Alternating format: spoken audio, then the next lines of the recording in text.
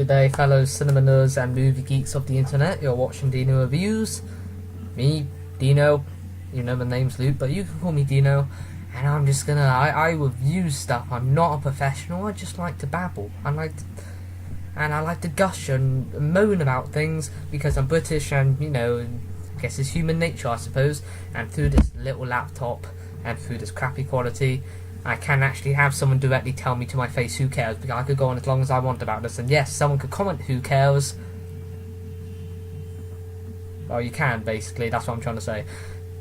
You can if you want, you know, freedom and all that, but I'm just going to do this anyway.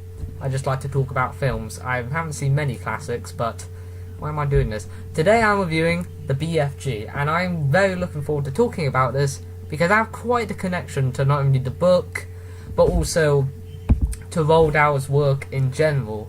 Now, before, normally with a franchise, an installment to a franchise or a film based off something that I have a connection with, I normally give my backstory on it. Like with Ghostbusters, I talked about me growing up with Ghostbusters, my thoughts on the first Alice in Wonderland, so on and so forth. I actually have some things here. Now, as a kid, a lot of my childhood did. You know, I did grow up on a lot of Roald Dahl's work, but mainly his movies. So obviously, you know, like what most people grow up on, Willy Wonka and the Chocolate Factory. Also grew up on Charlie and the Chocolate Factory. I really got into that film, Tim Burton's version. I tried to make a Lego Chocolate Factory, and what else? And I printed out an autograph of the guy who played the Oompa Loompas. You know, they didn't have orange or green hair; they just all looked the same. Sorry, Oompa Loompas. What do you mean we all look the same? Sorry. Oompa Loompas life matters. I butchered that. I am very sorry. You know what I'm talking about. Okay, let's stay positive. Even though the world is pretty crappy. Sorry, you can't escape darkness here. Don't let the darkness keep you. I'm getting off track. But yeah, I really got into the film. Like, I printed out an autograph of the guy who played the Oompa Loompa, and I made this autograph book. It's in my wardrobe. It would take too much work to get out, but basically I got two pieces of cardboard. I sellotaped it together with a bunch of paper. Just got some paper stuck in there, sellotaped it. That's my dog. And I printed out a bunch of autographs, mainly people, actors from a kids channel I watched a lot called CBBC. If you're British, you mainly know what that is. But along with actual autographs, I think my parents forged Santa Claus's signature in a card, and I put it in there. What else? I went to I won this movie contest with the BBC, and I went to Cardiff, and the people who wrote their autographs, I got some firefighters to autograph it. But yes, I grew up a lot on Charlie and Chocolate Factory.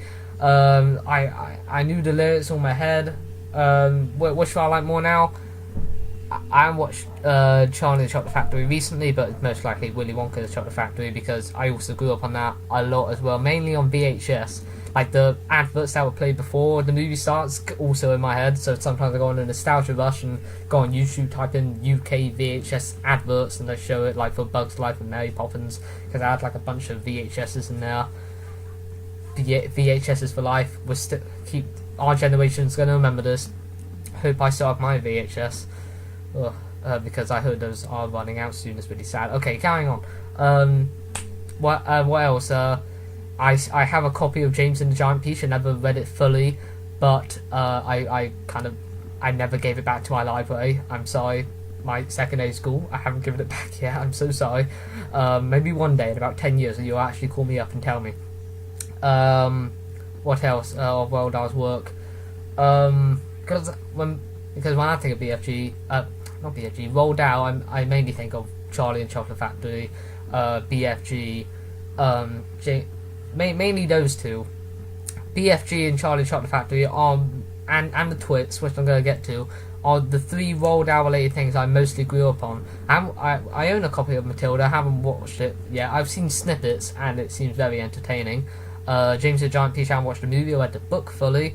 Fantastic Mr. Fox Wes Anderson is probably my favourite director. I haven't seen every single director's films out there, the films by famous directors out there, but I'm a big fan of Wes Anderson's work, and the film Fantastic Mr. Fox is probably one of my favourite animated films ever because it has his style, and it's also I have I never read the book, but I have a feeling like if Roald Dahl was alive today and he watched it, he said, yeah, I'm happy with that. Because like, it makes you wonder if he was alive today, would he be happy with all these adaptations of his work? A bit like Dr. Seuss. I have a feeling he won't really be happy with The Lorax or Cat in the Hat or The Grinch. I have no idea.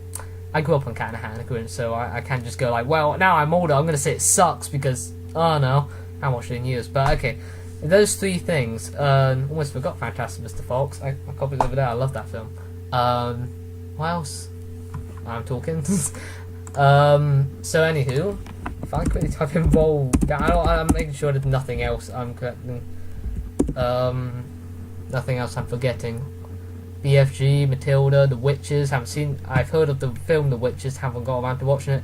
See, a lot. I'm looking at like a search of his books. I recognise all these covers, seeing it in like my library, and because I end up because like a lot of us work I grew up on, like I recognise that cover of like Boy, and I think I had my mum bought me on Amazon Charlie and the Great Glass Elevator, and I tried reading it, but I never fully finished it. But anywho, but I think the book that I met of Roald Dahl, I read Charlie and the Chocolate Factory, I read the BFG, but this book here, I believe I think a teacher in primary school or secondary school read this to us, most likely primary school or very, very early secondary school. He read us this book, and I liked it so much, and it was just so easy to read, because I had a knack for reading at such a young age. I kind of missed like getting into a really good book. I could try this summer, but it was this book, The Twits. I love this. If you haven't read it, just if you're a child at heart, read it. Like the beginning is mainly just this horrible couple, Mr. and Mrs. Twit. That's a classic English insult right there. You twit. But they had pranks on each other. Like he added pieces of wood to Mrs. Twit's cane to make it, and tricking her like she's shrinking, and Mr. Twit, they said like how he had bits of food in his beard, and he'd like lick it when he's hungry, and by the end they like put all things upside down, and it's a classic. And also you just recognise his drawings, don't you? Like the Muggle monkeys, the roly-poly bird. This was probably my favourite of his book. As a kid, I probably said it was my favourite book to read. But I didn't read many books. I read like Michael Moore Porter, it was cool, and a few Goosebumps. But I really like that. Can't wait for that movie adaptation. Channing Tatum and Mr. Twit. Maybe I could as a cartoon or a CGI movie, but I don't think there's a lot there to make it an hour and a half, because it's a very quick read. But yes, but we're talking about the BFG, which, yes, I still have the book, is much bigger than the Twits, and I read this. And by the way, if you haven't read it, just kind of like it's kind of a mandatory read. Oh look, there he is, Mr. Roald Dahl himself. I haven't really. I once had a phone conversation with Dick King Smith. He once gave me a free copy of one of his books. He wrote Babe, which has a very famous movie, so it was quite an honour to talk to him on the phone before he tragically passed. But I also grew up on he forgot he wrote this book. It was called Zap, and I read it a lot. Again, it was only like, I don't know, 12 pages overall, but he autographed it and he forgot he wrote it. But by the way, if you've never read it, I don't really want to spoil it, but this blew my mind when I was 9 reading this. It said, if I find a page, very easy to read these books, and they're just good pickups, and also just unleash your inner child. But where, you might ask, is this book that the BFG wrote? It's right here. You've just finished reading it, and then the book ends, and I was like, I've been reading it the whole time. But so I spoiled it to you. I don't think that's a big spoiler for a book that's many, many years old, and a lot of people have read and grown up on and have known. By the way, I was thinking at the end, it will say, the BFG then made a movie, and you've just finished watching it. But they didn't do that. But I also have a big memory of my my granddad. my family calls our granddad's grandfathers. In his newspaper, he got a free DVD copy of the cartoon, which I also watched. I think I tried putting it on recently, but I just ended up turning it off a few minutes later because I was letting it play. I remember finding it entertaining, which I'm surprised because cartoons from so long ago, kids would be like, "Oh, this is boring." Yeah, whereas not all CGI, and because people still grow up on Disney. Yeah, but I remember watching it in general. But just the image of the BFG just kind of embedded itself into my head, and also all those lovely words: child chewer, gizzard grinder, blood dripper, the crocodile dillies, and then giddy graphs. And but yes, the BFG, I was very much looking forward to this film, mainly because not only did I grow up on it, but it has so much going for it. Steven Spielberg directing it, Disney. Just by the trailer, the CGI looked amazing.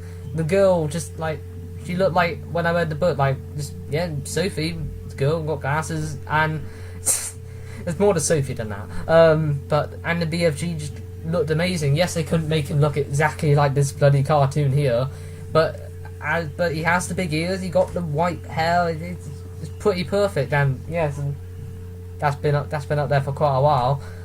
I might ask for the actual poster because, spoilers, I had a lovely time with this movie.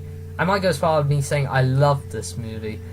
It had so much magic in it. It warms your heart. Really, it does. It's such a beautiful film. And yes, it has that E.T. vibe of a character who feels very lonely. Doesn't really have any friends or family, but befriends this weird and magical person or creature, and they develop a friendship. There was E.T. and you wouldn't think they could make a movie where a girl is befriending this big giant old man with a speech impediment and make it just heartwarming, but it did. It really did. And I don't know where to start. Out of Star Trek and Beyond and BFG, which came out yesterday, it was those two I was looking forward to seeing. I'm going to see Star Trek Beyond soon, but I had such a connection to not only Roald Dahl but this book and also the cartoon. And this had so much going for it, and to hear that most people were saying, it was alright, it was good, I liked it, not one of his best, but for me, I went and saw it with my mum and my sister. My mum cried, I was close to crying. I feel I don't normally cry or laugh out loud in film, but I was really close to crying because there's a point where there was an image of just the BFG smiling at Sophie, and it just warms your heart so much. This giant Mark Rylance motion capture just smiling is making me it's heartwarming. It's such a beautiful, it has that magic to it. It just brings you to another world and land. After last night seeing Now You See Me Too about, I don't know, Jesse Eisenberg, and the film so stuck up his own behind, and the magician criminals just manufactured here's a sequel because the last one made money, and here there's actual time and effort put in. There's love for this book, and it felt so new and Now You See Me Too, just another manufactured thing, and then the BFG is no, here's giant country, here's bloody giant, and takes you to another world, and warms your heart and is kind, and yes, it's a family movie, but it's a lovely family movie. I unleash your inner child, it really does. And I'm gushing over it. I people saying, "Oh, grow up, Luke." No, I will not grow up. Giant country, and then you eat the snodge comfort. I can't. I'm in trouble saying it myself, and I'm trying to remember all the words. After seeing this movie, you're going to be talking like the BFG all day because it's just kind of fun to say. All them crocodile delis he is, and okay, where do I start? Okay, where do I start? Because I really think if Roald Dahl were alive today, he would. I didn't know the man, but he said he liked the cartoon. He really liked his adaptation of his book in the cartoon. I don't know if he would. Maybe he would like this. It just they're making. They now got Charlie and Chocolate Factory. Got 2 movie adaptations of that. They got one fantastic Mr. Fox adaptation in stop motion. They got a live action Matilda adaptation. They got the cartoon of BFG. Now they have this new one with all this, and because technology is advanced enough to make it look convincing that you're in a different world and country. There's still a lot of rolled out books out there. Twits, I'll be first line for that. I don't know how they'll make an hour and a half out of a book. I don't really know how they can stretch it out, but actually no, they made it. I remember looking up, and they actually did make a live action short about it, and I was like, wow. Because I found that school like talking about a book, and then I just mum, please buy me a copy of that book. Oh man, this. See, and because the thing is, when you read a book, people say, "Oh, books are better than movies," because you get when the book describes something, you get to imagine it in your head, even though when it said this character's hair is brown. I think everyone is going to imagine that character with brown hair because the book told you that the character has brown hair. But when the film, when the book like describes the surroundings of something that's happening, and then you picture it in your head, like how you imagine it. And then when I saw the film, and I haven't read this book in years, and it just unlocked this memory of my childhood of imagining, because there's a scene in the movie where like they put these a-hole giants, just saying, put the BFG on a lorry to bully him, and then this other giant using these two cars as roller skates. One of them has Sophie in it, and they're like pushing them down this hill. That image, I remember imagining that while reading the book. I'm sure a lot of people that didn't have as much of a connection to the book, this book go, oh, it's alright, or like, oh, it's just stupid and something like that. I doubt it. I think I saw one review where he said like, oh, 2 stars is full of farts. Not that many fart jokes. There's mainly only 2 scenes where they actually make fart jokes, or whiz poppers. Pardon me, they're called whiz poppers. Farting is a rude word. But oh, by the way, my cinema is now the thing where they give out these. You could pay 50p for a charm, and with the first one they give you a band with it. My sister wanted one, and because I'm kind of immature and I'm probably like 12 at heart, and I look 12, I got one. How do I show this? And my first charm was a BFG, because when I saw the BFG, it's kind of itching my hand now. I'm gonna take it off. But yeah, I should probably start somewhere. I'm just kind of all over the place right now. Where did I start? The CGI in this movie, because we're at a point where CGI could look is close to just looking real. We're at that point now. Give it a few years, we're not really going to tell the difference anymore. Like Paul Walker, he died, and through technology, we brought him back for Fast and Furious 7, I believe. I haven't seen any of the movies yet, but the CGI in this movie is amazing. They bring this world, this strange and magical world full of whiz poppers and crocodile dillies, even though that's just how he says crocodile, and they bring it to life, even though and just watching out on screen, like when he's capturing dreams and it's flying everywhere, is magical. It really is. And you're just like, wow, at that point where we could actually just put this in live action form, and it's just amazing to see. It's just so nice. It's just so nice, and just the world it creates. And it's not set. Don't worry, it's not set during that modern times. I think it kind of is, but don't worry, no one just takes a selfie with the BFG. God, but it feels like, you know, not that modern Britain. But like there was a point where like a guard gets a walkie-talkie. But there's so many moments where like it just, I keep using these words, but it's magical, it's beautiful, it's heartwarming. I'm gonna say a few bit like when a BFG like meets the Queen and he's smiling, and Sophie's like, go on, say it, and he's like, Your Majesty, because that's how he talks. He's like, you can tell he's British. Yeah, BFG's with us. He's probably Bristolian because he's kind of Cockney. But he's just so lovable. This film is so lovable, and it just warms your heart. It does make you just kind of want to shed a tear, because like I'm trying to think of different words for it, but yes, the CGI is amazing, but the performances. Robin Williams was originally meant to play the BFG. I can only imagine what that would have been like, but Mark Rylance, who recently won an Oscar for Bridge of Spies, he was really good in Bridge of Spies. He did say like, what was he saying? Like, was I supposed to, or something like that. But good on him for winning an Oscar. Myself, I think Sylvester Stallone really deserved an Oscar as well for Creed. But he is, I could tell he is a really experienced and really professional and really just good, passionate actor, and and is looking up his IMDb. He's for years he's just been doing plays in TV films, and only recently he's now in big films like Bridge of Spies, and now he just goes over, and now he's playing this timeless, beloved children's book character that and he's using motion capture, and he just does it. It looks like it's easy for him. And if you listen to him, how his normal voice is, I don't know how he just went from talking like this. He's a bit whispery. And he's like, "I'm the big friendly giant," and he does it perfectly. And it's just seeing this character that like, no, I didn't like, I don't know, create want all the merchandise and like everywhere I go, but I do have a connection to the book, and that means I can have a connection to this character. And seeing him on screen, exactly how I imagine him, just friendly, and he's big, and he's a giant. Well, he's a giant, so he'd be big anyways, but he's friendly.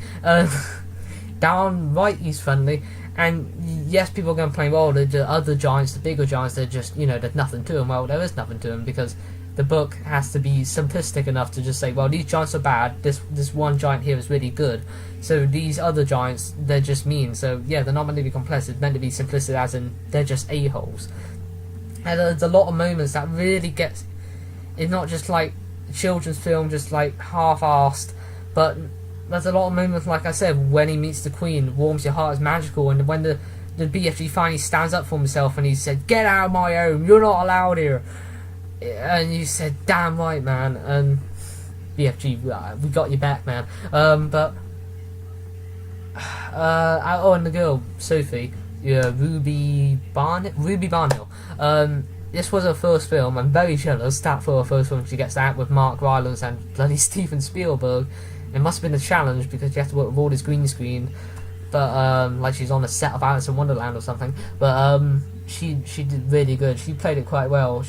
I am an untrustworthy child, and she wasn't just like scared or anything. She was brave, and she was just very smart, like in the book, because like rolled out, you've got very good children's characters like Charlie and Sophie should like hang out sometime. But like, this isn't just like, okay, we'll just like, oh, people have connection to this book, like if I just think of a random children's book that everyone really likes, no, okay, I'll keep talking. I'm trying to think of an example. I have some books over here.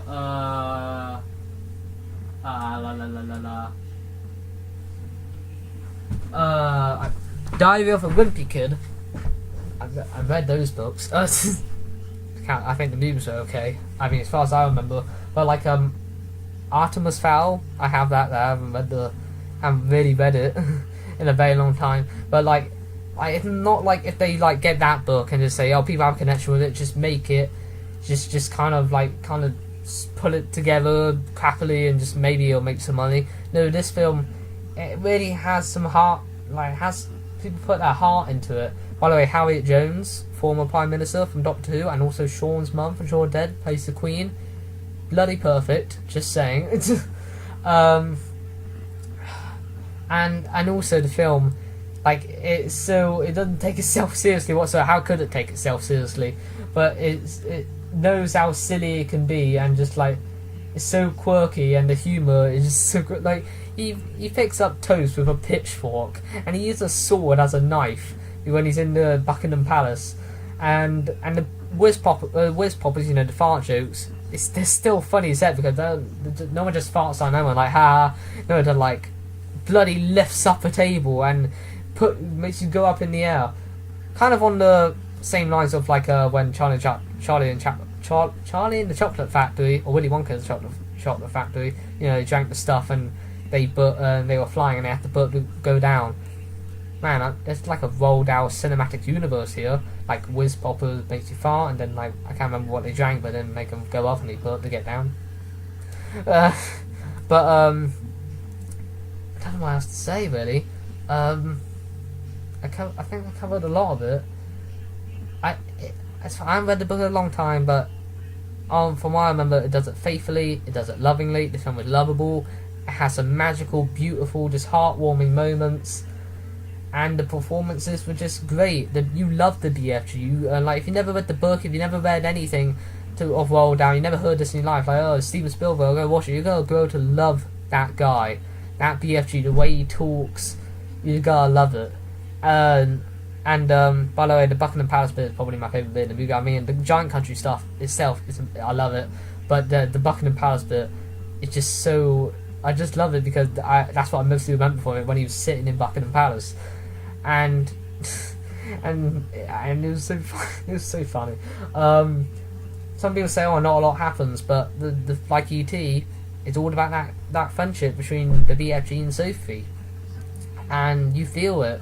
It's not creepy or weird or any at all. Like he hold his pinky out on his hand. He said, and by the way, the ending, just the image of it. Some may see it as like, I don't know, a cash grab, manipulating nostalgia, or something like that. I don't see it like that. I saw actual heart, soul put into this. Like Steven Spielberg, it really seemed he did really have a connection to this book, and like me, I had a connection just by reading it when at such a young age, and like me growing up on a lot of World Hours work, and like it really seems like I'm bigging this film up. Like, well, so Luke, this is the perfect film. There's nothing wrong with it whatsoever. I'm sure there is something wrong with it, and I'm sure like some may say, oh, it's too. A lot of time nothing's happening. It's just a BFG with Sophie. Nothing's really happening. So some may say, I know, it's too simplistic or something like that. I can see that somewhat, but like it's that thing when you go out a movie and you adored it so much and you just had such a nice time with it, and you know there were so many nice, lovely moments, and the characters of the BFG were just so perfect, like so perfectly captured, that at this moment I can't really find much wrong with it. Like when I went Now You See Me Too, I didn't enjoy it all that much. So easy, I'm like, yeah, this was cool, but this was kind of crap. This was kind of crap. But right now, I had such a lovely time there. I'm like, I can't really think of much wrong with it. But I'm not saying it's perfect. I'm sure it's not. Like, I know some people say no film is perfect, which I have said. But like, if I try to think of a flaw with Back to the Future, I honestly can't. But I'm sure there is something wrong with it. I'm sure of it. Like, I don't know, the shot was too still. Too still. I don't bloody know. Wow, what else? I bet there's like a BFG dictionary out there. But yeah, just if you want to just have it be have that like child in you, just come out and just have a lovely time. I've watched the BFG. Maybe I think some may say, I don't know, also feels too long. For me, I just had such a lovely time, and just such nice imagery and just feelings, and the music helped a lot. The soundtrack, like there's a lot of time where the music really hypes up that emotion, and like, you know, you're feeling the friendship between Sophie and the BFG. Before I go though, I also have another connection, not only to but to this film. Basically, I was quite hyped for this movie so much that the Facebook page said on Saturday, the Steven Spielberg, the director, and he needs no introduction, Ruby Barnhill plays Sophie, and the BFG himself, Mark Rylance, he can answer Facebook comments, your questions. So I actually wrote 3 questions, one for Mark Rylance, one for Ruby Barnhill, and one for Steven Spielberg. And not one was just answered, all 3 of them was answered. You think I'm wrong, but I'm gonna cut it together, so you know it's not just like them saying and the whole answer to my question, but the fact that they actually all said my name, and I'm gonna talk about it after. Let me just put it here. I want to quickly show you this. It's BFG related. I just want to gush about this. I'm not showing off anything. I'm just quite. I don't know. I thought I'd just show you. Okay. Let's see. We're down to where are we? We're down to this question. Luke Dean. Was it the story and characters, or was it the world you could create with today's technology that drew you to make this film, based on the wonderful book? Big fan, by the way, Mr. Spielberg. Thank you. Thanks a lot, Luke. Let's see. He said this is coming from a movie fanatic, and I love movie fanatics because I am a movie fanatic myself. I love the book, so I'm really excited to see it here in the UK. Well, no, I fell in love with the book. And I fell in love with the story. But in order to tell the story in a way that you would believe that a 25-foot giant, 25-foot tall giant, and a 4-foot tall. Okay, so Oh gosh. Okay. This is from Luke Dean. What was it like for your first film to be working with all this technology to simulate you talking to a giant while working instructionlessly director Ruby Barnhill? Well, thank you for using my full name. I assume it was a lot of fun because I'm quite jealous myself. It was a lot of fun, and it was great to work with Stephen and to work with Mark as well. And It's Megan. Yeah. Which one is it? This one? Yeah. From Luke Dean. Was it difficult and challenging to go from playing a suspected Soviet spy in the Cold War and Bridge of Spies to playing this timeless and beloved children's book character requiring a lot of motion capture? Was it overwhelming at times, or just a walk in the park for you? Mark Rylance. Well done on the Oscar, by the way. I wish it was always a walk in the park. You'd think it should be a walk in the park. I'm so lucky to be an actor and have wonderful work and jobs. But it is difficult sometimes. It wasn't difficult changing. Hopefully I don't get a copyright thing for that. Hopefully not. I mean, they said my name, so I own it. No, that's how it works. I'm surprised they didn't just say my question, they said everything else I said with that comment, which was quite nice as well. But that was also nice.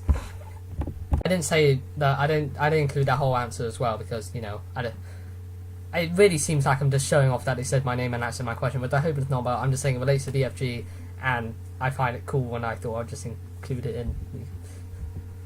Oh, come on, just be happy for me, alright? It was cool. That sounds bad, I'm sorry. I don't know if the questions were randomized, or like they really liked my questions, so that's why they chose me. I'm surprised they didn't say, wait, that person's name has come up like 3 times now, but my friend said Steven Spielberg looks at the camera at one moment. It's just the fact that he said my name. The fact that he said my name, the one and only Steven Spielberg, and also these 2 other great actors as shown in this film, said my name, and he said Luke Dean, and this director, this legendary director, like when you think of just famous movie directors, there he is. The fact that he said my name gave me, maybe it was the questions, maybe it was randomized, I don't know, but the fact that, like, you know, like, people, Steven Spielberg and these 2 amazing actors can answer your questions, and have probably, I don't know, hundreds and hundreds of thousands of questions. They chose mine 3 times in like 14 minutes. It's pretty darn great. I was gushing about it. Again, I don't want to show off. It links to BFG, and I'm just very proud of it, and, you know, I thought it would be cool. And also, here, because, you know, this isn't really out there, maybe here's some other details from the film that you didn't expect. And this is what I want to ask. Like, I want to ask Mark Rylance, what was it like going from, you know, being in this, like, a drama, like, period drama, to this big, beloved children's book character with motion capture, Ruby Barnhill, this being her first film. She's already working with Steven Spielberg, and further green scenes. Steven Spielberg, like, did he do it to create this world, or do it for the story and characters? And, that was pretty darn cool. Obviously means I'm in Hollywood now. I'm working with Steven Spielberg, but yeah, maybe I watch a review later. Said, I don't know, maybe that could be a negative, but that's the thing. Like, right now, what am I thinking right now? First impressions getting out. What am I thinking? Like, not like look, watch another review. Go like, oh, I can see that. I should include that in. But what am I thinking right now? I can't think of many negatives to go with it. I'm having trouble thinking of negatives. I can see, like, I can think of negatives and, like, understand it, but for right now, I adored this film that much that maybe it would just die down and go like, oh, but I doubt it. I want to buy this film when it comes out. I think it was just, I loved it. Just some of the imagery in this film, like, again, like Sophie holding BFG's pinky as if he's holding his hand, like, the BFG, like, trying to blend in with London, the streets of London at night with his cloak, and like pretending to be a tree or a lamp, or like covering the light of a lamppost. The imagery of like just Sophie on Giant's back, like Iron Giant style, which like it also relates to Iron Giant as well. Kinda. I mean, like one is a literal just human like giant with a speech impediment. The other is a robot voiced by Vin Diesel. So kind of different. Okay, Charlie, Hogarth, Sophie all hang out.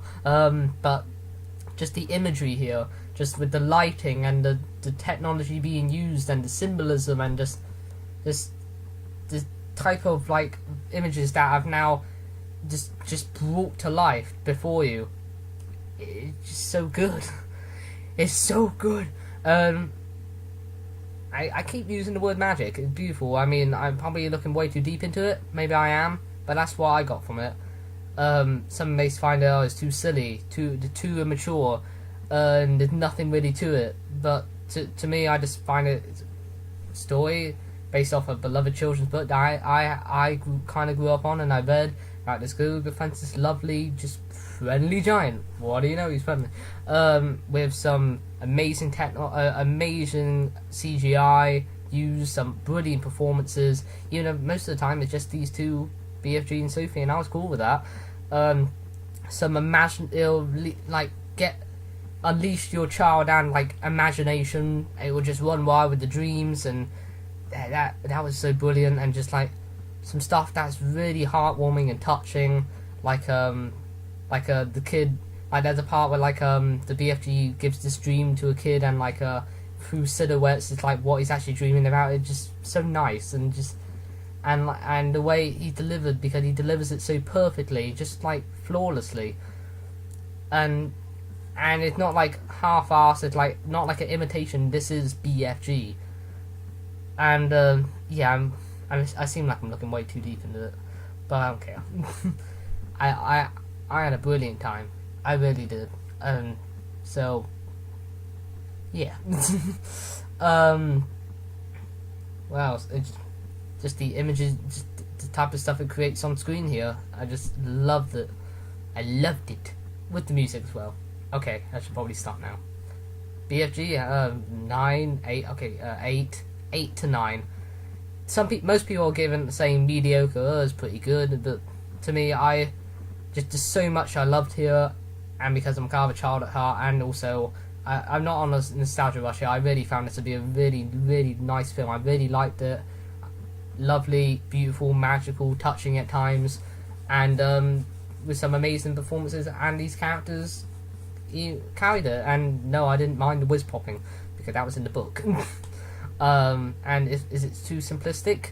It's a movie about a giant befriending a little girl. Yeah, and there's subtext to, you know, like this friendship and stuff. But like when the other giants are like, I don't know, being really disgusting and gross.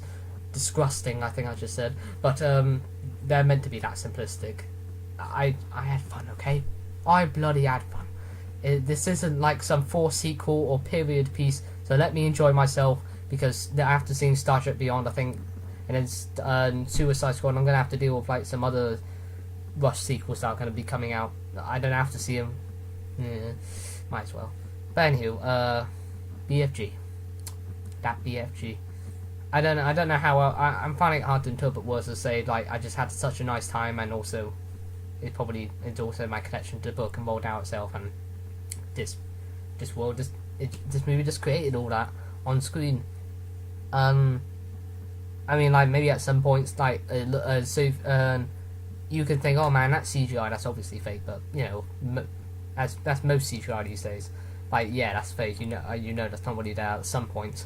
Like, you know, in Civil War, that film was pretty darn awesome, and even there was a moment where, like, Robert Downey Jr.'s head is oddly placed onto the body. But, I don't know, I'm gonna keep rambling, but just know I had a great time. See it. It's just brilliant, lovely, just childlike wonder. Dreams and such, so nice. It's so nice. I'm going to think of other words later to better describe it. Just if you get those words I said that I keep repeating, look up the synonyms. That should give you something new. BFG. Read the book if you want to as well. This is Deano Reviews, and I'm just another screen watching maker like you. Got the language down, yeah. Don't make fun of people with speech impediments. It's very bad. Don't be mean.